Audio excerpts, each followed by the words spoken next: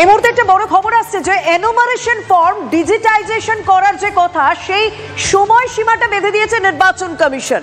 বিএলওদের বলা হয়েছে এনুমারেশন ফর্ম ডিজিটাইজ করতে হবে 4 ডিসেম্বরের আগে। বিস্তারিত জানাবেন আমার সহকর্মী শ্রাবন্তী, সঙ্গে রয়েছেন শ্রাবন্তী। এই ডিজিটাইজ এমনিতে বিএলওরা বলছেন যে তাদের উপর কাজের চাপ, তারা নির্দিষ্ট সময়ের মধ্যে সবকিছু করে উঠতে পারছে না, কিন্তু নির্বাচন কমিশনের এই নতুন করে সময়সীমা বেঁধে দেওয়া এটা কতটা সমস্যায় ফেলবে তাদেরকে, কি জানা যাচ্ছে, কি জানানো হয়েছে?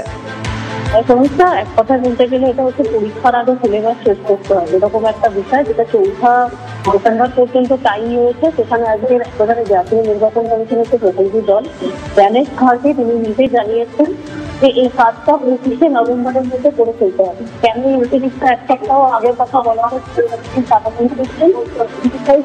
পরেও বেশ কিছু সমস্যা থাকবে, আরো একটু সময় নিতে পারে এবং সেটিরও বেশ কিছু বিষয় থাকতে পারে।